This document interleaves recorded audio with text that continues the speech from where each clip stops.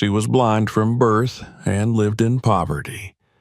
Her mother considered her a curse, and one day sold her own daughter to a stranger for money. The girl found herself in a luxurious house full of secrets and silence.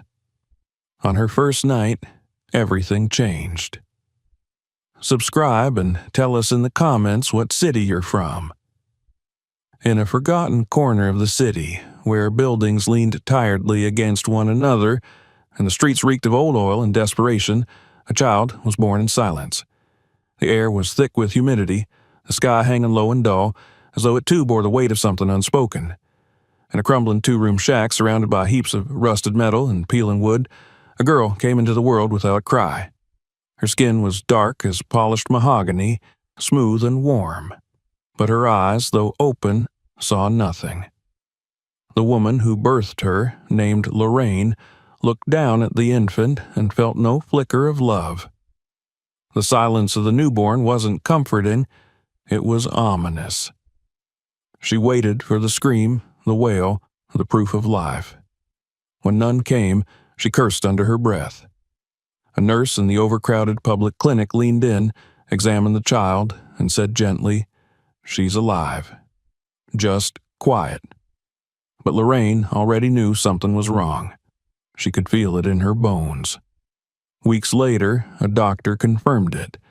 The child was blind. Lorraine sat on a plastic chair in the hospital corridor, staring at the floor as the doctor spoke. The child, now named Aisha, had no visible trauma, no genetic markers that could explain her condition. "It may be neurological," the doctor said. "There is always the chance of improvement. Sometimes, with time, the brain compensates." But Lorraine didn't hear the possibilities. She only heard the failure. A blind daughter was a curse, not a child. A blind daughter would never be beautiful, never bring riches, never marry well, and Lorraine, who had once been known as the most radiant girl on her block, had not escaped poverty to become the mother of a cripple. She left the hospital in silence, carrying Aisha wrapped in an old blanket, not bothering to look at her.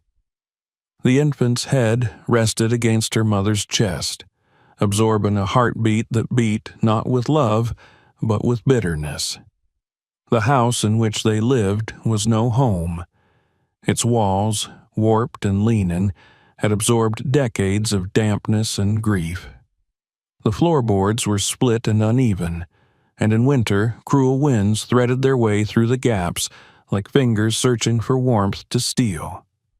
Lorraine worked when she could, odd jobs, cleaning, sometimes dancing in a smoky bar at the edge of town. But the money was never enough. Food was sparse, and nights were long and cold. Aisha grew in silence, learning early not to cry because crying brought no comfort.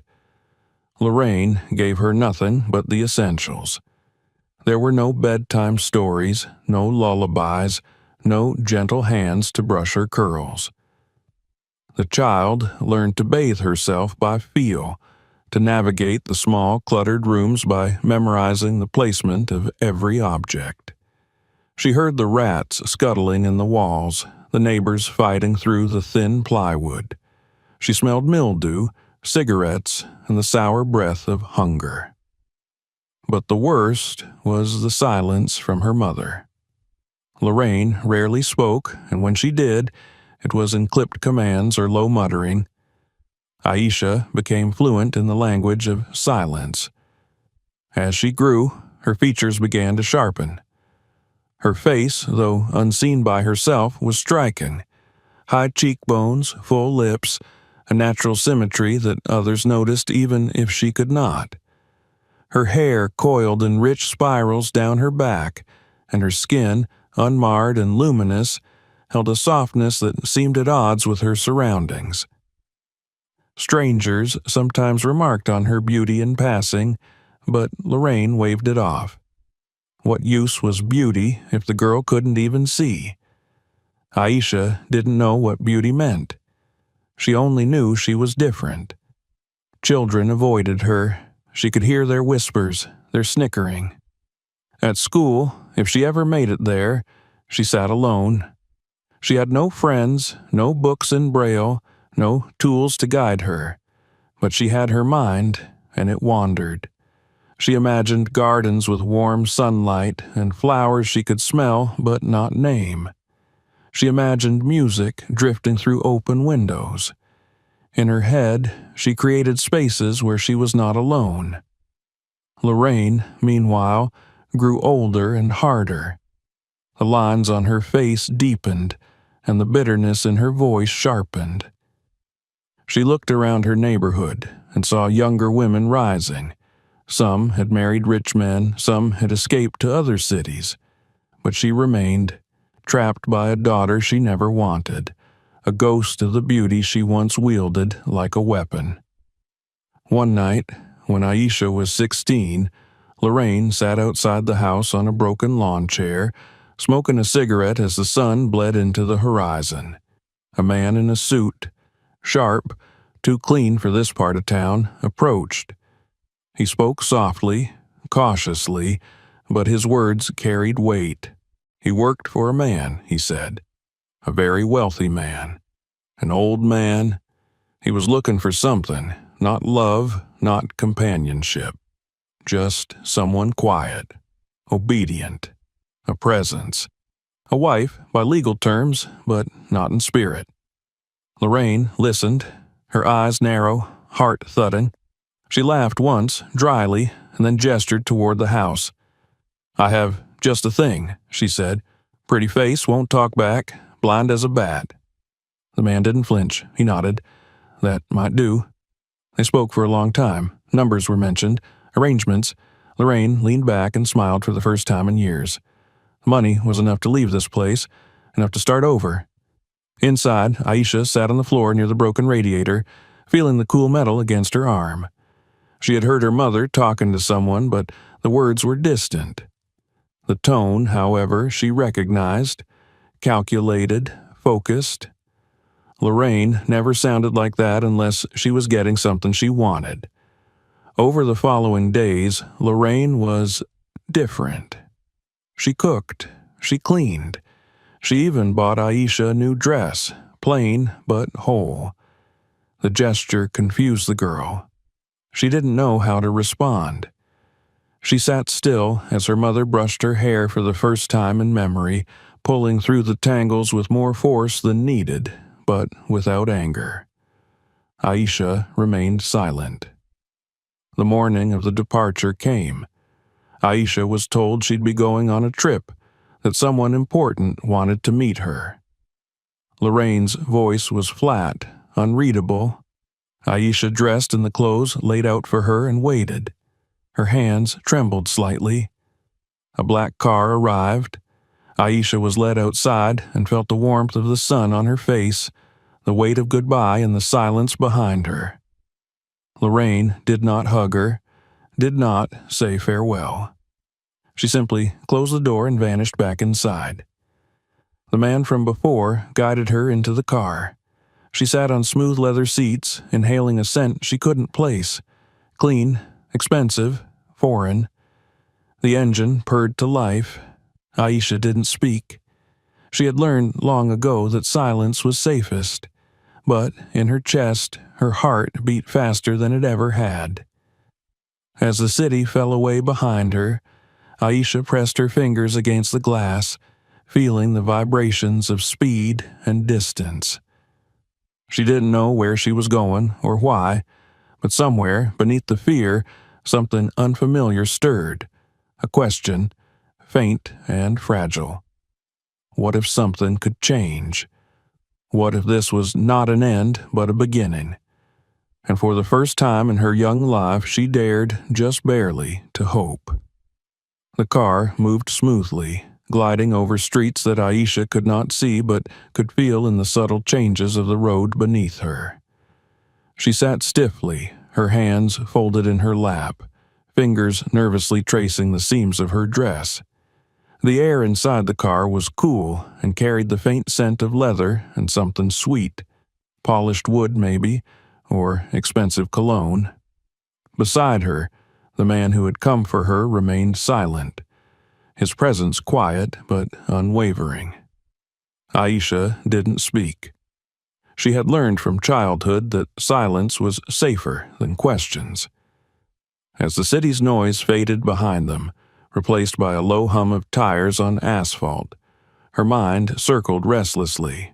She knew without needing to be told that her life had changed the moment she stepped into this car.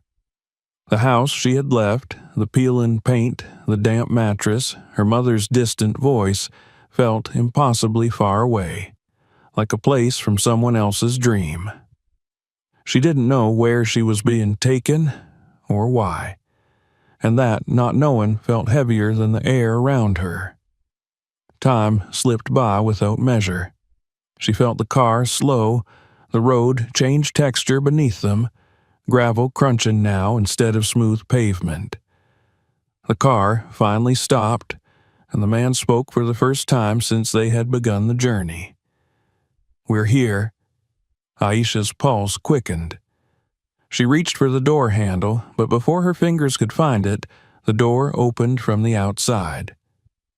A gentle hand guided her out, firm but not rough.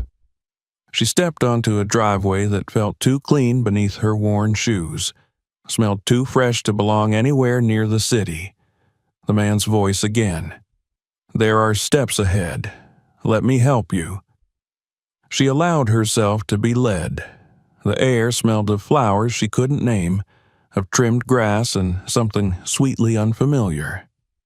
As they walked, she heard the faint rustle of trees, the soft splash of distant water, the chirp of birds.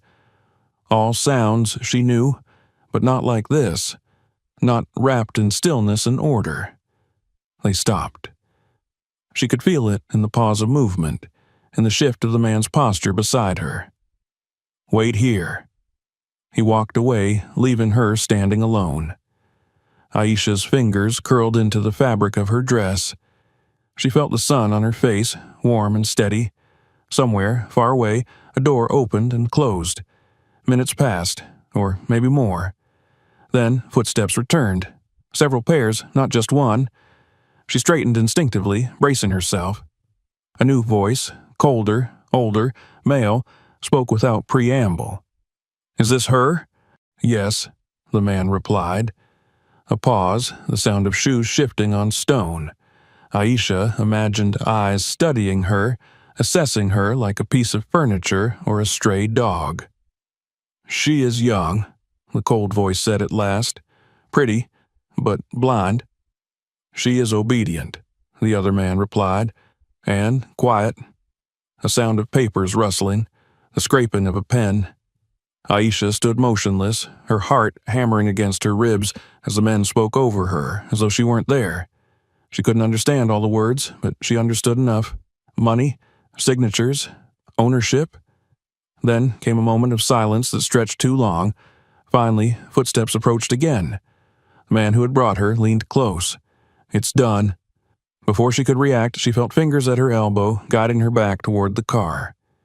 She hesitated, instinctively turning her head back toward the place where she had heard the other man. But there was no farewell, no acknowledgement of her presence. She was being moved like a package. The drive continued, and though she could not see the shifting landscape beyond the windows, she sensed that they were leaving the city far behind. The roads grew quieter. The air changed. She smelled fields, trees, open spaces.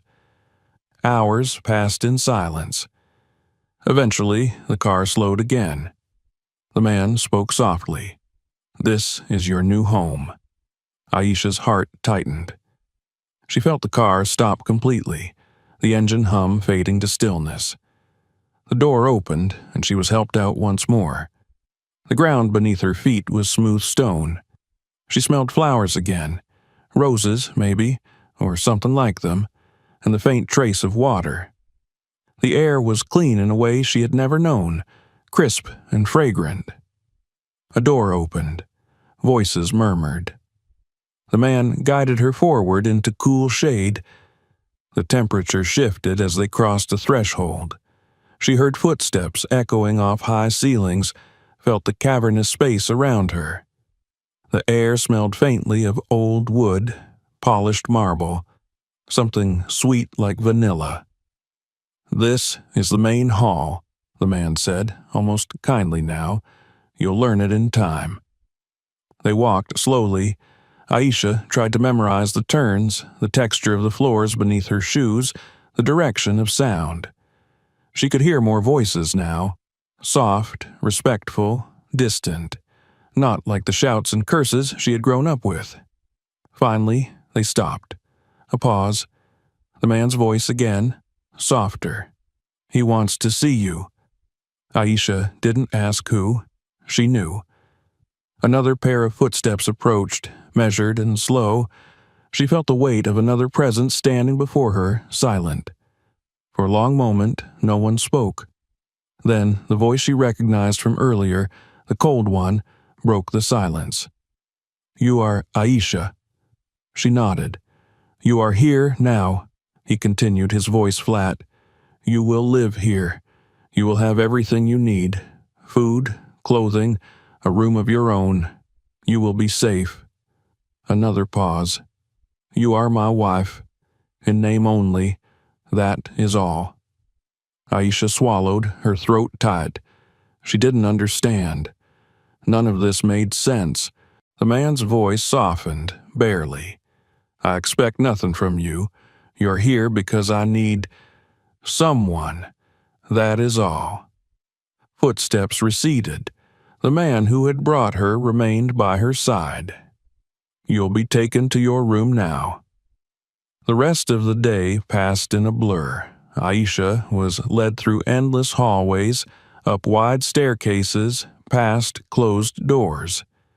She tried to memorize everything. The sound of her footsteps on different surfaces, the scent of fresh linens in the air, the distant murmur of staff moving through the house. Her room was large, far larger than the tiny space she had slept in all her life. It smelled clean, of fresh wood and flowers. The bed was soft when she sat on it, the sheets smooth beneath her fingers. There was a window. She could feel the warmth of sunlight on her skin, but she had no need to look. The man who had brought her finally left, and she was alone. Aisha sat on the edge of the bed, her hands folded tightly in her lap. She did not cry. She did not speak. For the first time in her life, she realized that her mother was truly gone. Not dead, but absent, vanished from her world without a word. She had always known her mother's voice would not comfort her, but it had been a presence, however cold. Now, even that was gone. Night fell. Someone came to bring her food, but she barely touched it. She lay on the bed, listening to the silence of this strange, cavernous house. The absence of noise was louder than any scream. As sleep crept over her, one thought lingered in her mind, a question without answer. What kind of man bought a wife he did not want? And why her? The answer would not come that night, but it hovered in the air, heavy and inevitable, like the first crack of thunder before a storm. The first days in the house passed like a dream from which Aisha could not wake. Everything felt unreal, too quiet, too clean, too large to belong to the world she had known. She moved through the corridors like a shadow, careful and uncertain, her hands trailing along cold marble walls or polished wooden railings to map the invisible world around her. Every sound echoed in these spaces, the distant footsteps of the staff, the occasional murmur of voices, the soft rustle of curtains shifting in a breeze she could not feel. No one spoke to her unless necessary. The people who moved around her were courteous but distant, as if she were an object that needed care but not conversation. When she asked a question, the answers were brief, polite, and devoid of emotion. She soon stopped asking. It reminded her too much of how she had lived before, unseen, unheard, a fixture in the background of other people's lives. Her room was large and spotless. She had never imagined such a space could exist for her. The bed was soft, the sheets cool and fragrant, the wardrobe full of clothes she had not chosen. There were flowers on a small table by the window. The air smelled of something sweet and light, a scent that clung to the corners of the room like a promise she did not understand. But none of it felt like home. It was all too foreign, too quiet, too empty. On the second evening, the man who had brought her to the house came to her room. He knocked softly before entering, his voice low as always. "He wishes to see you." Aisha rose without a word, smoothing the skirt of the dress she had been given. She followed him down the winding hallways, counting steps, memorizing the sound of each surface beneath her feet. Marble in the main hall, carpet on the stairs, cool wood near the doorways. They entered a room that smelled of old books and leather, the air heavier here, as if filled with things unspoken.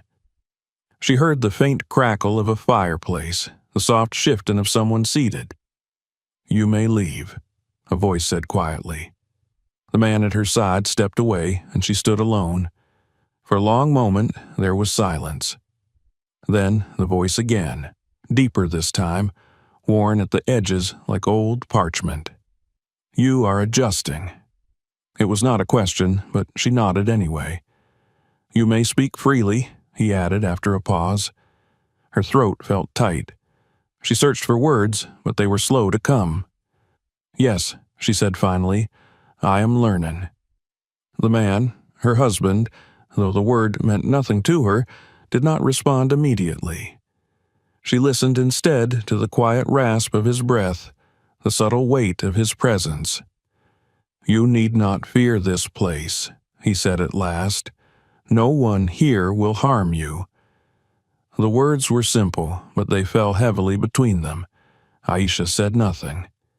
She did not know how to explain that it wasn't harm she feared, but the hollow space inside her, the absence of anything to hold on to.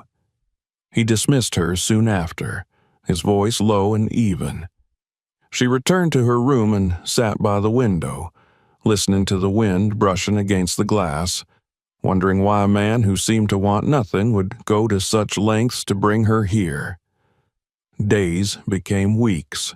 Each morning, she was woken gently by a maid who brought her breakfast and asked if she needed anything.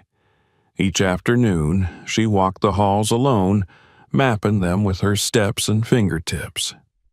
The house was a maze of vast rooms, tall ceilings, and wide, empty spaces.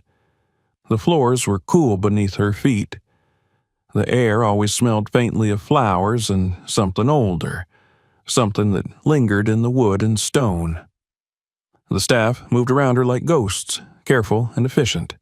She learned their rhythms, the cook who hummed to herself in the mornings, the gardener who spoke softly to the flowers outside, the maid whose footsteps were light and quick.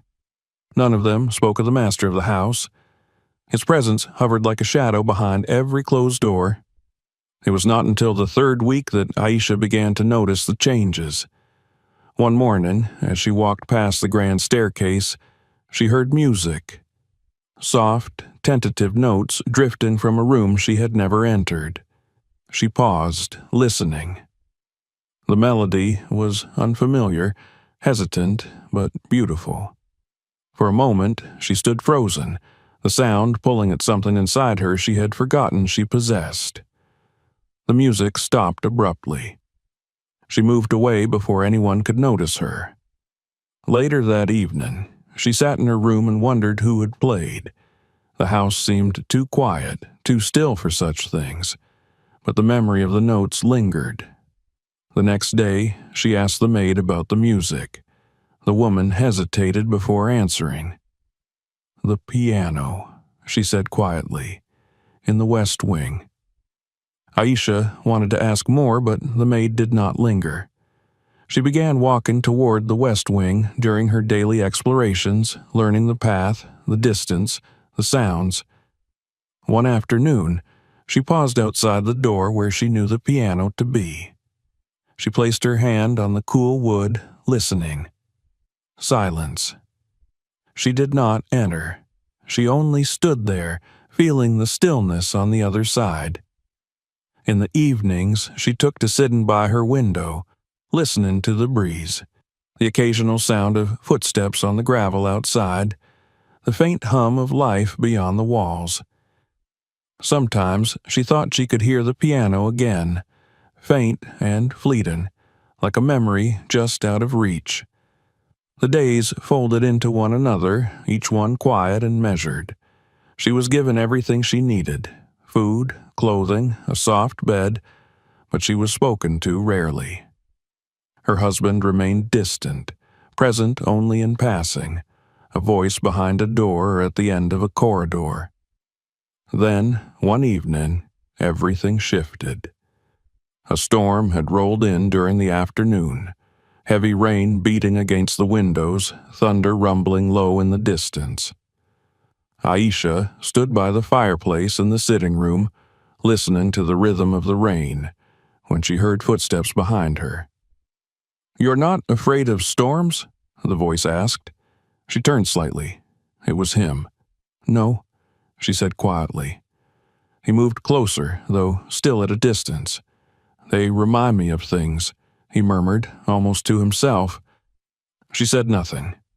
For a moment, he stood there, silent. Then he spoke again. "Would you like to hear the piano?" She hesitated, then nodded. He led her to the west wing, his footsteps slow and careful so she could follow. The door creaked open, and she felt the cool air of the music room wash over her. The scent of polished wood, old paper, something faintly floral lingered there. He guided her to a chair near the piano, then sat at the instrument himself. She heard the soft shuffle of sheet music, the quiet clearing of his throat. When he began to play, the music was simple, hesitant, but there was something in it, a tenderness, a fragility that caught at her throat. She sat perfectly still, listening, feeling each note settle into the quiet spaces of her chest. When the song ended, he said nothing, and neither did she.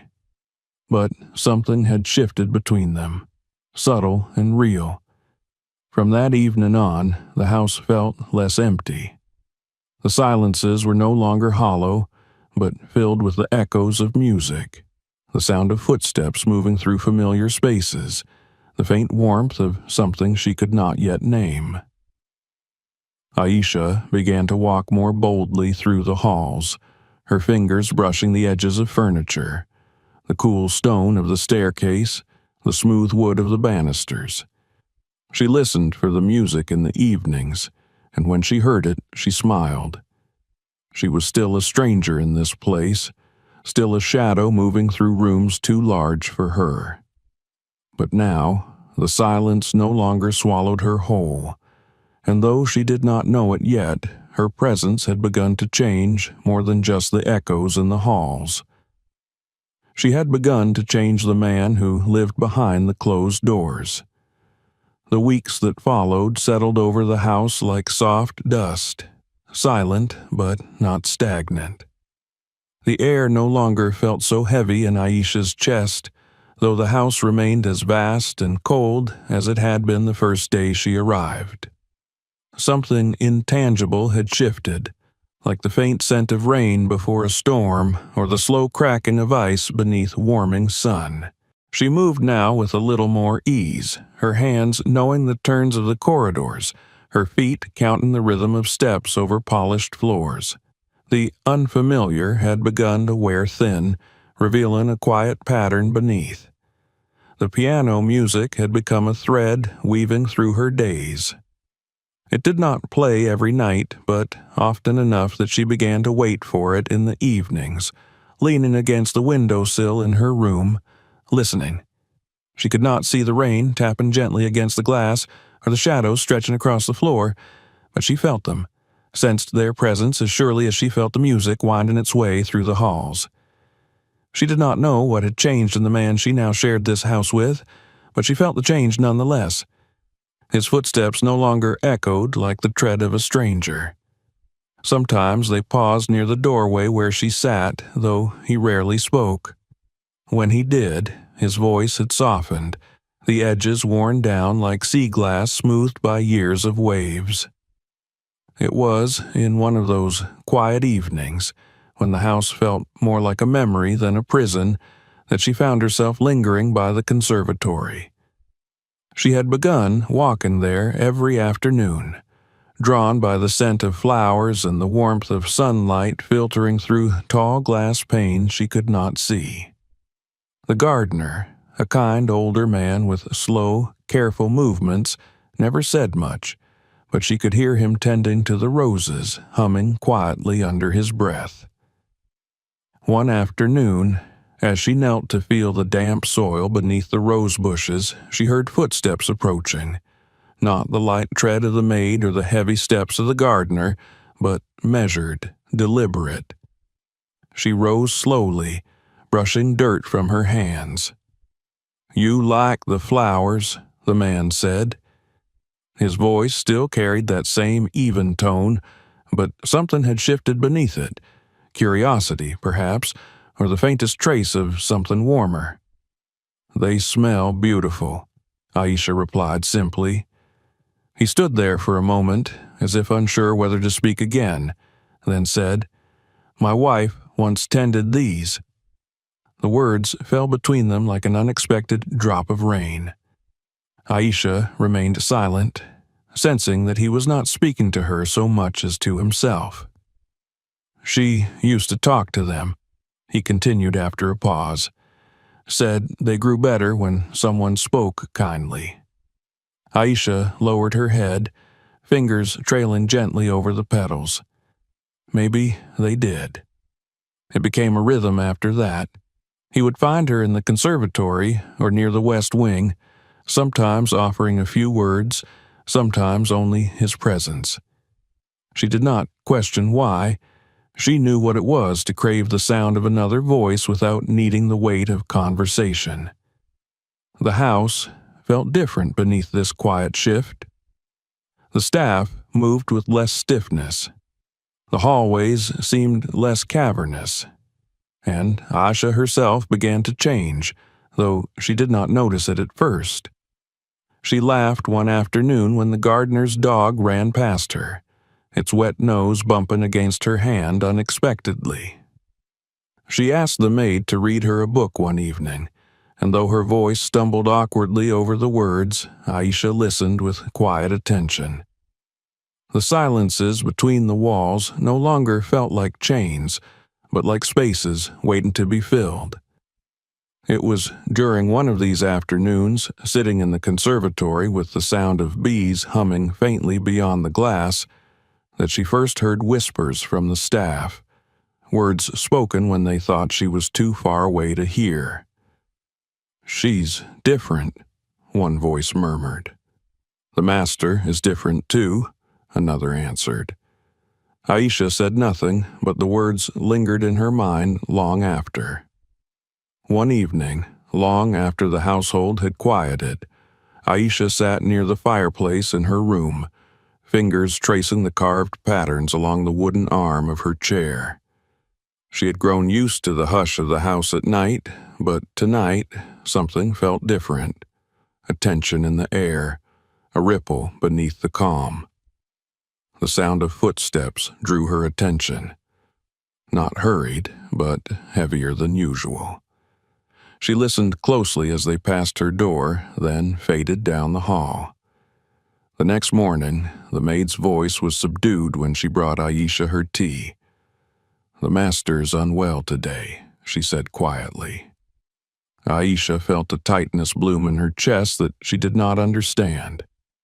She nodded without speaking, but the taste of the tea felt bitter on her tongue. Days passed. She heard less movement in the halls, fewer notes from the piano. The staff grew quieter, their footsteps slower. The house felt heavier again, not with coldness this time, but with something closer to worry. One afternoon, as she walked toward the west wing, she paused outside the music room. The door was ajar. She could hear faint breathing inside, strained and uneven. She knocked gently. "Come in." His voice was rough, worn thinner than she had ever heard it. She stepped inside, moving carefully to where she knew the chair by the piano stood. She could hear him seated there, the sound of a paper rustling beneath his hand. "You are ill," she said softly, a pause. "I've always been ill," he replied after a moment, "but lately the weight of it grows heavier." Aisha folded her hands together tightly. She did not know what to say, but her heart thudded painfully in her chest. "I heard you speaking to the gardener last week," he continued, "about the roses." She nodded, unsure why he mentioned it. "I thought you might like to know," he said quietly. "There are doctors who believe your sight could be restored." The words struck her like cold water. She felt the breath catch in her throat. "No one told me," she said at last. "No one thought to," he replied simply. "Until now." Silence fell between them, thick and tangled. "Why now?" she asked. He hesitated, and when he spoke, his voice was softer than she had ever heard it. "Because you deserve to see." Her throat tightened painfully. She shook her head, unsure how to hold the weight of what he had given her. "Think about it," he said. She left the music room that day with her thoughts in turmoil, her steps uneven. The house seemed larger again, the walls pressing close, the ceilings too high. She spent that night awake, listening to the wind rattling faintly against the windows, her mind circling the question he had placed in her hands. The days that followed passed in a haze. The staff moved around her gently, their voices lower. She heard footsteps outside her room at odd hours. Doctors, she guessed, though no one spoke of it directly. One evening, as she sat in the conservatory with her fingers buried in the soil, she heard his footsteps behind her. "You've thought about it," he said without preamble. She nodded. "Do you want it?"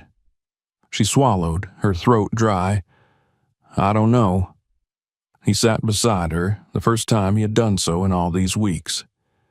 "It will change everything," he said quietly, "but not who you are."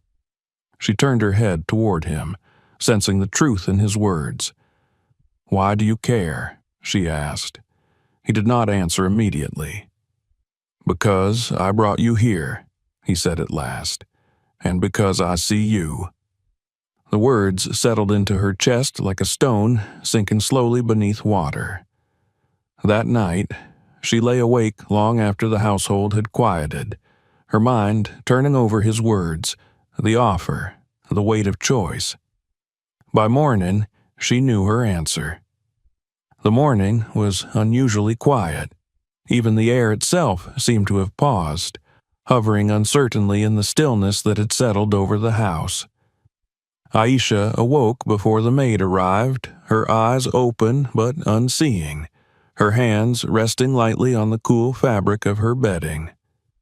She lay there for a long time, listening to the sounds that had become familiar to her, the faint ticking of the clock on the wall, the whisper of wind against the glass, the distant hum of footsteps moving somewhere beyond her door.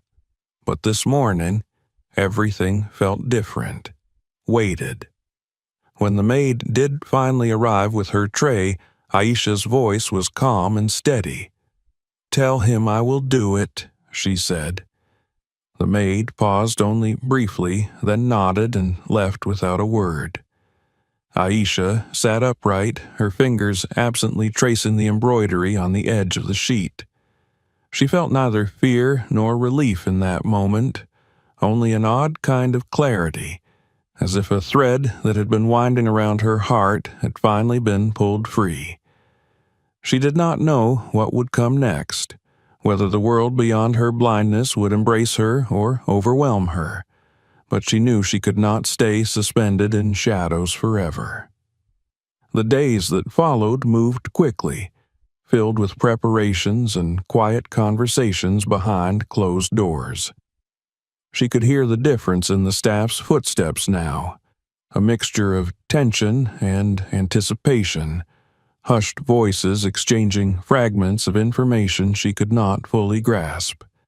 The air itself seemed charged, like the moments before a storm breaks. He came to see her more often during those days. He no longer lingered in the shadows, but walked into her room, his presence calm but solid, like a figure carved out of the very walls of the house. They spoke little, but the silence between them had changed. It was no longer empty, but filled with something weightier, understanding, perhaps, or something close to it. One evening, as the last of the sunlight faded beyond the window, she asked him the question that had been resting on her tongue for days. "Why did you choose me?" He sat across from her, his hands resting loosely on the armrests of the chair, and for a long moment he said nothing. "Because you were the only one who didn't ask to be here," he said at last, "and because I thought you would never look at me the way everyone else does." Aisha listened to the truth in his voice, the weariness beneath it, and said nothing. She understood what he meant. In her darkness, she had never seen the lines on his face, the illness in his eyes, the weight of years pressing down on him. She had never looked at him the way the world did. The day of the procedure arrived quietly. There was no ceremony, no grand announcement. A black car waited at the entrance of the house, its engine idling softly as the staff moved like shadows around it, loading small bags and necessary things. Aisha stood at the top of the steps, her fingers lightly brushing the smooth wooden banister. He approached her then, his footsteps measured, steady despite the heaviness she could hear in his breath. "You're ready," he said. She nodded. He took her arm, not roughly, but carefully, like someone carrying something fragile, and guided her down the steps. The car door opened. She sat inside without hesitation. The drive was long and quiet. She could hear the muted hum of the engine, the occasional sound of tires slipping over wet pavement. He sat beside her, saying nothing, his presence like a solid weight beside her. She could feel his gaze on her now and then, but he did not speak. The hospital was nothing like the ones she had known in childhood. There were no sharp smells of antiseptic, no frantic voices or crowded waiting rooms. It was quiet, efficient, almost luxurious in its sterile calm. The doctors spoke to her in soft voices, their hands gentle as they guided her through examinations and procedures. She understood very little of the technical language they used, but she could hear the careful hope in their tones, the cautious promise that this could work. When they left her alone in the small room before the surgery, he sat beside her. Neither of them spoke for a long time. Finally, she broke the silence. "If it works," she said, her voice low, "what will change?" He was quiet for a long moment before answering. "Everything," he said, "and nothing." She thought she understood. The moments before she was taken into surgery felt stretched thin, suspended like the hush before the fall of a curtain. She lay on the cool bed, the sterile smell of the room sharp in her nose, her heart beating steadily beneath her ribs. The doctors moved around her quietly, explaining what would happen, but their words blurred at the edges of her mind. As they prepared the anesthesia, he stood at the edge of the room, his presence a calm anchor in the sterile white space. "Are you afraid?" he asked. She shook her head. "No." "Good." The last thing she felt before the darkness took her was his hand, warm and solid, closing gently over hers. When Aisha woke, the world was bright. Too bright, blinding, even through closed eyelids. She felt the heaviness in her limbs, the dull ache behind her eyes, the sterile smell of the hospital pressing against her skin.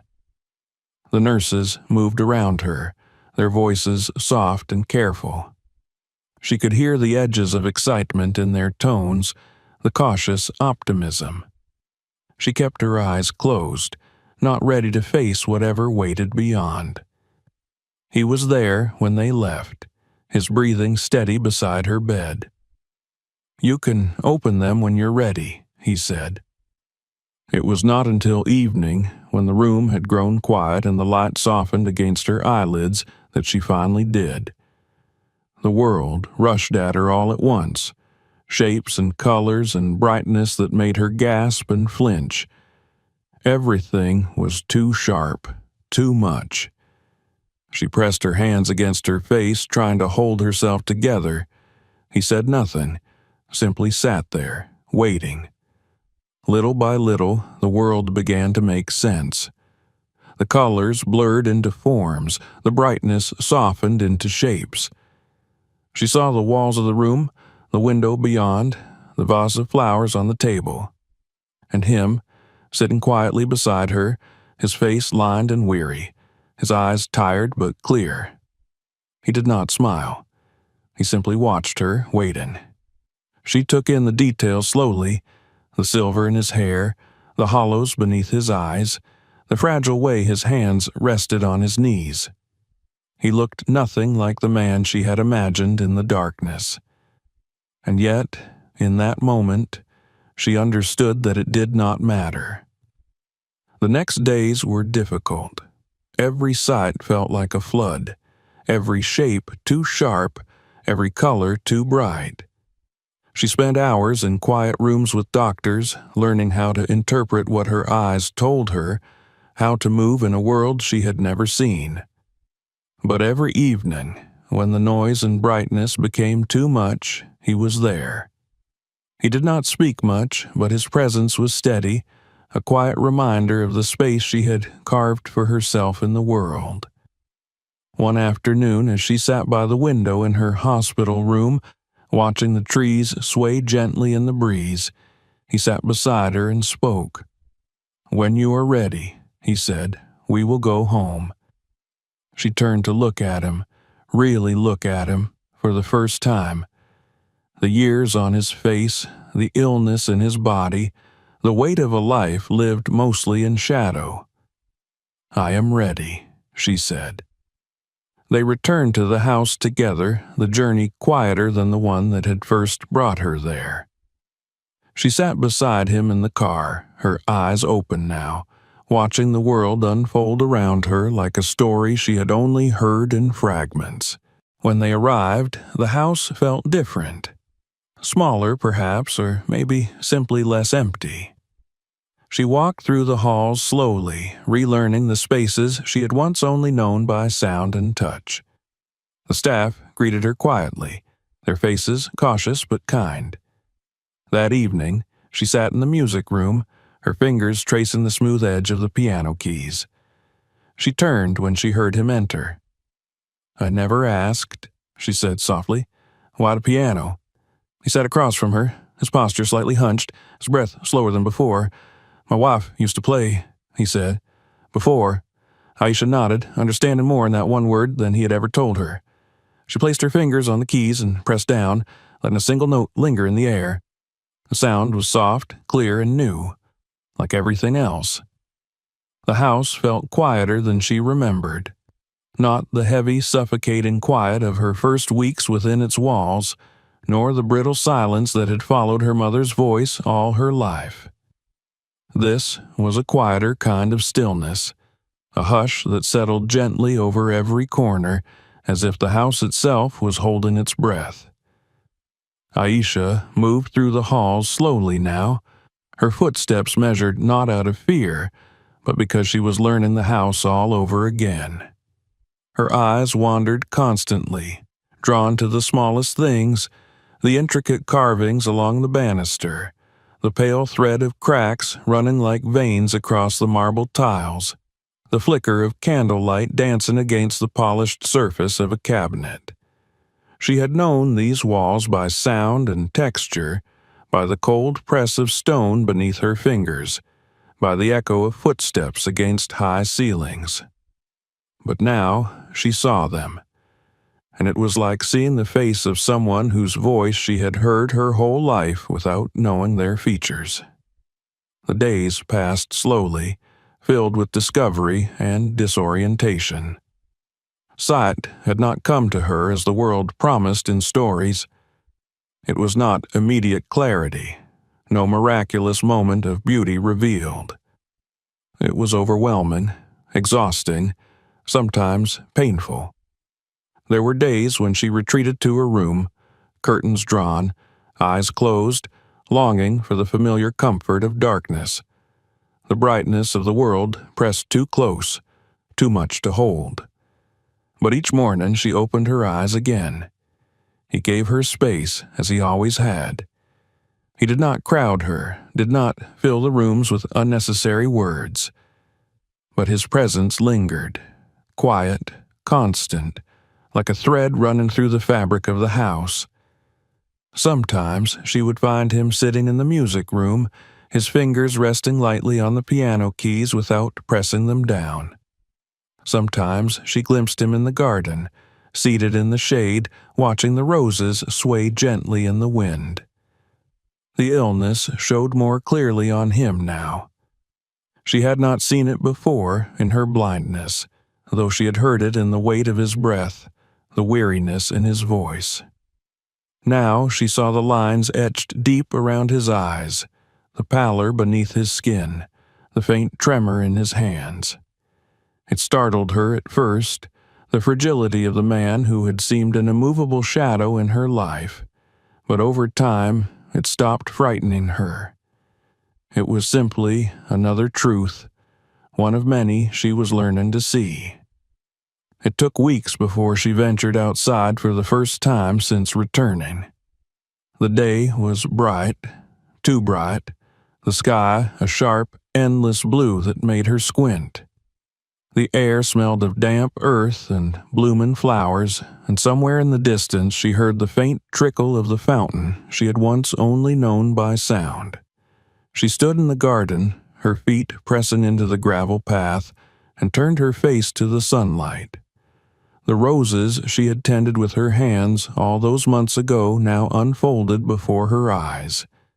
Petals soft and curved, their colors richer than she could have imagined. She crouched down and touched one gently, tracing the shape she had memorized long before she could see it. It felt the same, but now she could watch her fingers move over the delicate edges, the soft tremble of the petals beneath her touch. He found her there that afternoon, his footsteps slow and careful on the path. She turned when she heard him approach, shielding her eyes against the brightness. "You've come outside," he said. She nodded. "It's different out here." He sat down on the bench nearby, his movements stiff. She could see the effort it took him now, the subtle wince he tried to hide when he lowered himself. For a while, they said nothing. The wind moved gently through the leaves, stirring the air between them. "Do you regret it?" he asked quietly. Aisha glanced at him, studying the way his face had softened with time, how his eyes seemed more vulnerable now than they ever had before. "No," she said. She didn't need to explain further. He seemed to understand. The days continued like this, each one carrying her a little further away from the girl she had been when she first stepped into the car that had brought her here. She spent hours relearning the house, walking through rooms she had once only mapped in her mind. She sat in the conservatory and watched the light shift across the floor. She learned the faces of the staff, the maid's quiet smile, the gardener's lined, weathered expression. She listened to their voices and matched them now to the shapes she could finally see. And she watched him. There were days when he disappeared for hours, the staff moving quietly around her, their faces carefully blank. She knew then that he was with doctors, resting behind the closed door of his study. She learned to recognize the signs of his illness, the pallor in his cheeks, the stiffness in his movements. He did not speak of it, and she did not press him. It was another truth between them, unspoken but present. One evening, she found herself standing in the music room, her fingers hovering over the piano keys. She pressed down gently, letting the note linger in the quiet space. She had listened to this piano for months, long before she knew what it looked like, what the polished wood felt like beneath her hands. Now she saw it fully, the worn edges, the faint scratches, the way the light caught on its surface. She sat there for a long time, playing simple, hesitant melodies, letting the sound fill the room. He stood in the doorway, watching her. She did not hear him enter, but when she looked up, their eyes met. "You've learned," he said softly. She nodded. "A little."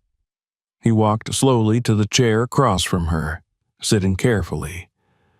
"You never asked me what I wanted when I brought you here," he said after a pause. Aisha's fingers stilled on the keys. "No?" "I didn't know myself," he admitted. "I thought I wanted someone who wouldn't see me, someone who wouldn't expect anything." She watched him, waiting. "But I think," he continued, "what I wanted was someone who would stay." Aisha looked down at the keys beneath her hands, then back at him. The man who had once seemed distant, unreachable, now sat before her, tired and worn, but more real than anyone she had ever known. "I'm still here," she said quietly. The months passed gently after that, time stretching soft and slow like the light through the conservatory windows. The seasons shifted, the sharp edges of summer softening into the cool hush of autumn. Aisha moved through the house now with ease, her footsteps light, her eyes open. She learned to see not just with her sight, but with all the ways she had known the world before.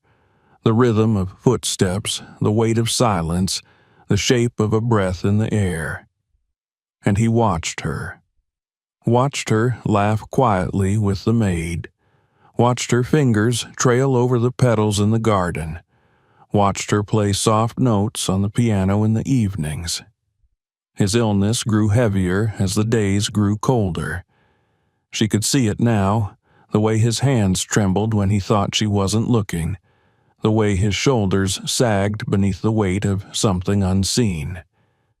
He spoke less, but when he did, it was with a gentleness she had not known possible. One afternoon, as the wind rustled dry leaves against the windows, she sat beside him in the study. The light was fading, casting long shadows across the floor. "You've changed everything," he said quietly. Aisha shook her head. "I've only seen what was already here." He reached for her hand then, his fingers rough and cool against hers. "Stay," he said. She closed her fingers around his. "I already have," she replied. And when the winter came, blanketing the garden in frost and stillness, she remained. Not as a wife bought and forgotten, not as the blind girl sold to a man she could not know, but as herself, a woman who had learned to see not just with her eyes, but with her heart. The house, too, seemed to change. It no longer echoed hollowly with emptiness. It breathed quietly now, filled with the subtle music of footsteps, of laughter, of shared silences. Aisha stood one morning by the window, watching the light spill across the floor. The world beyond the glass stretched wide and bright, a place she had once only imagined. And for the first time in her life, she saw herself not as something unwanted, not as something broken, but as someone who belonged. If you enjoyed this story, make sure to subscribe so you don't miss the next chapters and other videos on this channel. Watch the next video to continue the journey, and check out the others for more powerful stories. And if you think someone else would enjoy this, share it with them. It helps the channel grow.